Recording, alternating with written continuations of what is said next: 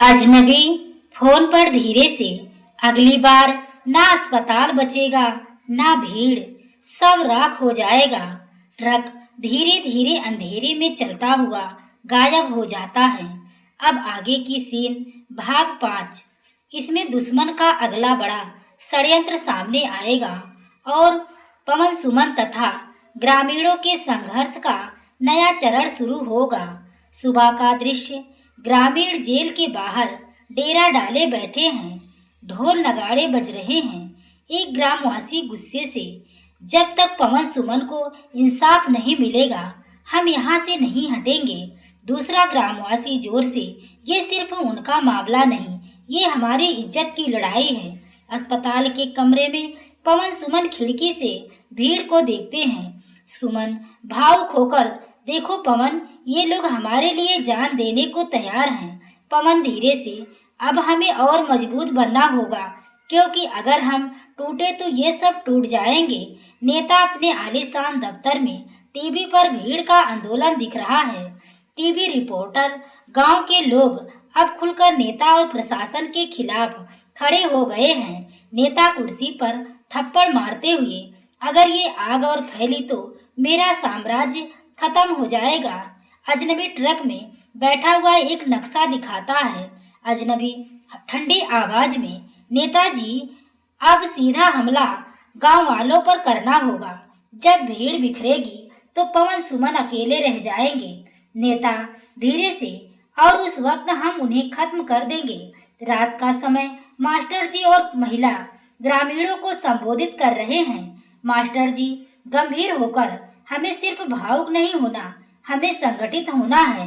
दुश्मन चालाक है, हमें उससे दोगुना सतर्क रहना होगा। महिला उत्साह से, और याद रखो, अगर हम एकजुट रहे तो कोई ताकत हमें नहीं हरा सकती। अस्पताल का गलियारा नकाबपोश जेलर पवन से अकेले में मिलता है। जेलर धीरे से, पवन, ये लड़ाई अब गांव की सीमाओं से बाहर जा चुकी है। शहर से गुंडे बुलाए जा रहे हैं। पवन कठोर स्वर में, तो हम भी लड़ेंगे, डरेंगे नहीं। सच्चाई जितनी दबाई जाएगी उतनी जोर से फूटेगी। भीड़ में अचानक अफवाह फैलती है। तीसरा ग्रामवासी डरे हुए स्वर में, सुना है पवन और सुमन को कल गुप्त रूप से कहीं और शिफ्ट किया जाएगा। चौथा ग्रामवासी गुस्से से, नहीं, हम ऐसा होने नहीं देंगे। नेता के लोग गांव में पर्चे बांटते हैं, पर्चों पर झूठे आरोप लिखे हैं। पवन सुमन की असली गुनाहगार है। पांचवा ग्रामवासी पर्चा पढ़कर, क्या सच में? छठा ग्रामवासी गुस्से से पर्चा फाड़कर, ये सब झूठ है, ये नेता की साजिश है। सुमन पवन से भावुक होकर बात करती है। सुमन धीरे से, कभी कभी डर लगता है पवन, क्या हम ये लड़ाई जीत पाएंगे? पवन उसका हाथ पकड़कर, हाँ सुमन, क्योंकि ये सिर्फ हमारी लड़ाई नहीं, ये हर उस इंसान की लड़ाई है जो अन्याय से पीड़ित है। कैमरा धीरे धीरे अंधेरे ट्रक की ओर जाता है।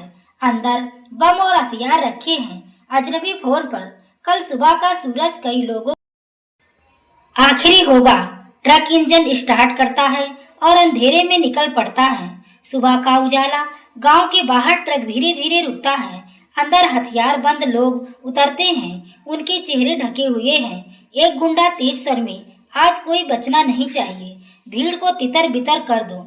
गांव के बीचों बीच लोग झंडे और बैनर लेकर नारे लगा रहे हैं। भीड़ नारे, अन्याय के खिलाफ जंग जारी रहेगी, पवन सुमन जिंदाबाद। मास्टर जी मंच से सबको शांत रहने की अपील करते हैं। अचानक गुंडे गांव में घुस आते हैं। गोलियों और डंडों से हमला शुरू हो जाता है। एक ग्रामवासी घबराकर, भागो, ये लोग मार डालेंगे। दूसरा ग्रामवासी गुस्से से, नहीं, अब पीछे नहीं हटेंगे। अस्पताल में पवन और सुमन को भी हमले की आवाज सुनाई देती है। सुमन डरी हुई, पवन, बाहर गोलियों की आवाज है। पवन दांत भींचकर, नहीं सुमन, अब हमें भीड़ के साथ खड़ा होना होगा। जेलर नकाबपोश उन्हें भागने में मदद करता है।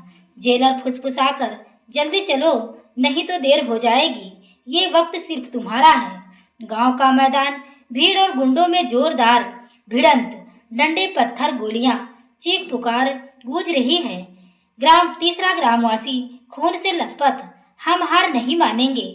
चौथा ग्रामवासी गुस्से से, ये हमारी जमीन है, हमारा खून है। पवन और सुमन दौड़ते हुए मैदान में पहुंचते हैं। भीड़ उन्हें देखकर और जोश से चिल्लाती है। भीड़ गूंजते हुए पवन सुमन जिंदाबाद। पवन चिल्लाकर, भाइयों बहनों डरो मत, ये हमारी आखिरी लड़ाई नहीं, ये अब हमारी शुरुआत है। नेता अपने बंगले की छत से यह सब देख रहा है। नेता गुस्से से, ये दोनों फिर बच गए, इन्हें रोकने का कोई उपाय नहीं।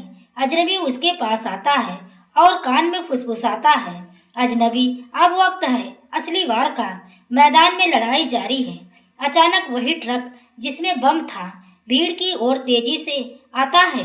पांचवा ग्रामवासी घबराकर, ट्रक ट्रक बम से भरा है। भीड़ चीखते हुए इधर उधर भागती है। सुमन पवन का हाथ पकड़कर, पवन हमें सबको बचाना होगा। पवन ट्रक की ओर दौड़ता है। भीड़ चीख रही है, सुमन रो रही है। सुमन चीखते हुए, पवन मत जाओ। पवन ट्रक की ओर छलांग लगाता है। कैमरा स्लो मोशन में उसकी आंखों के दृढ़ संकल्प को दिखाता है। स्क्रीन काली हो जाती है।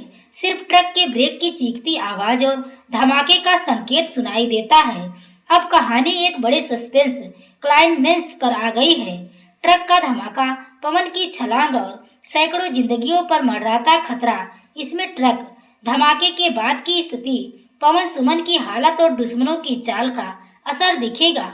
भयावह दृश्य, मैदान में धुआं और आग फैली है। लोग इधर उधर भाग रहे हैं, कुछ जमीन पर घायल पड़े हैं। एक ग्रामवासी चीखते हुए, बचाओ, कोई पानी लाओ। दूसरा ग्रामवासी रोते हुए, ये कैसा कहर टूट पड़ा। सुमन घबराई हुई चारों ओर पवन को ढूंढ रही है। सुमन चीख कर, पवन तुम कहाँ हो, मुझे अकेला मत छोड़ो। धुएं में पवन की परछाई दिखाई देती है। वह खून से लथपथ लेकिन जिंदा है। सुमन दौड़कर पवन को संभाल लेती है। सुमन आंसू बहाते हुए, भगवान का शुक्र है तुम जिंदा हो। पवन कमजोर आवाज में, सुमन ट्रक ही अंदर फंस गया था, नहीं तो सब खत्म हो जाते। भीड़ धीरे धीरे संभलती है। लोग पवन की ओर देखते हैं, उनके चेहरे पर श्रद्धा है। तीसरा ग्रामवासी जोर से, पवन ने हमारी जान बचाई है। भीड़ नारा लगाती है, पवन सुमन अमर रहे। नेता अपने बंगले में टीवी देख रहा है। रिपोर्टर बता रहा है कि गांव वाले पवन को हीरो मानने लगे हैं। नेता गुस्से से मेज पर मुक्का मारते हुए, धत, वो मर क्यों नहीं गया, हर वार के बाद और मजबूत कैसे हो जाता है। अजनबी नेता के सामने आता है, उसकी आंखों में ठंडी चमक है। अजनबी धीरे से, नेताजी ये कोई साधारण इंसान नहीं है, इसकी ताकत इसकी पत्नी और जनता का भरोसा है। नेता कुटिल स्वर में, तो हमें यही भरोसा तोड़ना होगा। रात का समय, मास्टर जी घायल ग्रामीणों की सेवा कर रहे हैं। महिला उनके साथ पट्टियां बांध रही है। महिला धीरे से, ये लड़ाई अब और बड़ी हो चुकी है, सिर्फ गांव ही नहीं शहर भी इसके असर में आएगा। मास्टर जी गंभीर होकर, और यही नेता की सबसे बड़ी हार होगी। अस्पताल में पवन का इलाज चल रहा है। डॉक्टर चिंतित दिखता है। डॉक्टर धीरे से, सुमन से, इन्हें बहुत गहरी चोट लगी है, अगर इनकी देखभाल सही से ना हुई तो जान का खतरा है। सुमन पवन का हाथ पकड़कर रोने लगती है। नेता गुप्त मीटिंग कर रहा है, उसके चारों ओर नक्शे और फाइलें फैली हैं। नेता धीरे से, अब आखिरी चाल चलनी होगी। ऐसा इल्जाम लगाओ कि लोग खुद पवन और सुमन से नफरत करने लगे। सहयोगी फिर सिर हिलाकर, जी नेताजी। सुबह का अखबार गांव में पहुंचता है। पहले पन्ने पर मोटा अक्षर लिखा है, पवन और सुमन असली गुनाहगार हैं। धमाके की साजिश में शामिल होने का खुलासा। ग्रामीण अखबार पढ़कर हैरान रह जाते हैं। चौथा ग्रामवासी भ्रमित होकर, ये क्या ये सच है? कैमरा सुमन के चेहरे पर जूम करता है। उसकी आंखों में गहरी चिंता झलकती है। अब नया मोड़ आया है। पवन सुमन को ही गुनाहगार साबित करने की चाल चली गई है। सुबह का चौपाल, सभी गांव वाले अखबार लेकर इकट्ठा हैं। माहौल भारी है। एक ग्रामवासी संदेह से, अगर पवन सुमन ने ही धमाके की साजिश रची तो दूसरा ग्रामवासी गुस्से से, नहीं, ऐसा नहीं हो सकता, वो तो हमारी जान बचाने वाले हैं। गांव में दो गुट बनने लगते हैं। एक गुट अखबार पर यकीन करता है, दूसरा पवन सुमन पर। ग्रामवासी, तीसरा ग्रामवासी कभी कभी जो सामने अच्छे लगते हैं वही पीछे से गद्दारी करते हैं। चौथा ग्रामवासी, तुम पागल हो गए हो क्या? पवन ने अपनी जान दांव पर लगाई थी। सुमन गांव वालों के बीच आती है, चेहरा दृढ़ है लेकिन आंखों में दर्द झलकता है। सुमन कांपती आवाज में, भाइयों बहनों, ये सब झूठ है, हमें बदनाम करने की चाल चली जा रही है। भीड़ में से आवाज तो सबूत दो। पवन घायल अवस्था में खाट पर बैठा है, कुछ ग्रामीण उसके सामने खड़े हैं। पांचवा ग्रामवासी, हमने तुम पर भरोसा किया पवन, अगर तुमने ही धोखा दिया तो। पवन धीरे से थकान में, मैं सच कह रहा हूँ, मेरा इरादा हमेशा तुम्हारी रक्षा करने का रहा। नेता अपने बंगले में टीवी देख रहा है।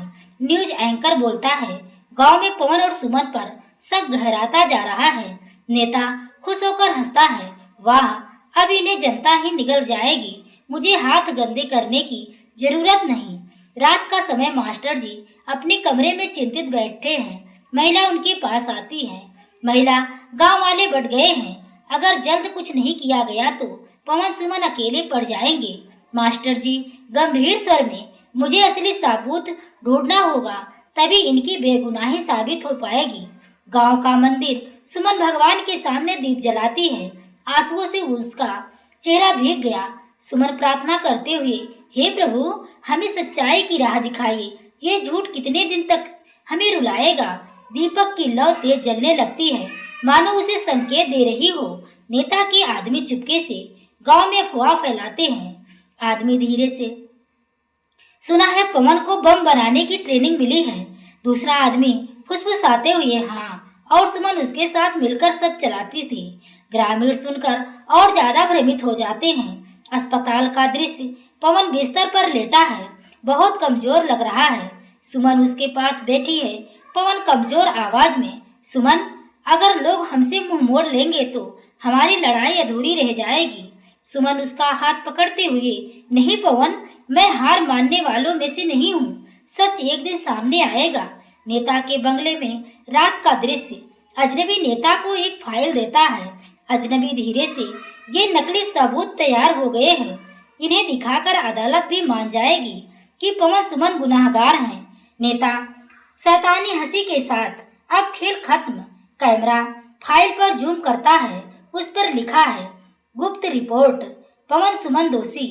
अब कहानी और तनावपूर्ण हो गई।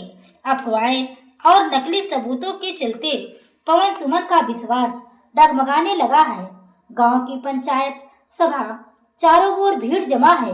नेता के आदमी एक फाइल लेकर आते हैं। नेता का आदमी, गांव वालों, देखो ये सबूत, इसमें साफ लिखा है कि पवन और सुमन धमाके की साजिश में शामिल थे।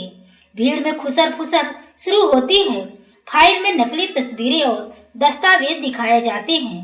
एक ग्रामवासी हैरान, देखो इसमें तो पवन किसी अजनबी से मिल रहा है। दूसरा ग्रामवासी डरते हुए, क्या सचमुच ये गुनाहगार है?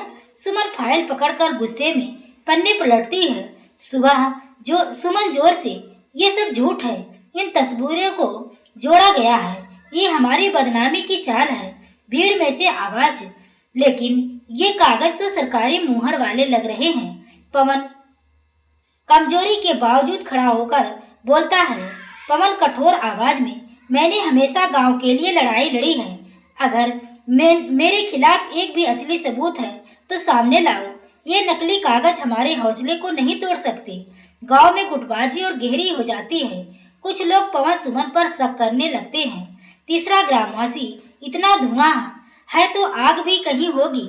चौथा ग्रामवासी, नहीं, ये सब नेता की साजिश है, हम आंख मूंद कर किसी पर शक नहीं कर सकते। नेता अपने आदमी के साथ फोन पर बात करता है। नेता धीमे स्वर में, भीड़ को बस शक में डालना था, अब बाकी काम खुद गांव वाले कर देंगे। मास्टर जी एक पुराने दोस्त से मिलते हैं जो शहर के अखबार में काम करता है। मास्टर जी, मुझे इन नकली सबूतों की सच्चाई उजागर करनी है, क्या तुम मदद कर सकते हो? दोस्त गंभीरता से, हाँ मास्टर जी, लेकिन ये काम बहुत खतरनाक होगा। रात का समय, सुमन अकेली बैठी है, हाथ में वही फाइल है, आंसू उसकी आंखों से बह रहे हैं। सुमन अपने आप से झूठ का इतना बड़ा जाल बुन दिया है, लोग सच पर भरोसा ही नहीं करेंगे। उसी वक्त पवन सुमन हाथ थाम लेता है।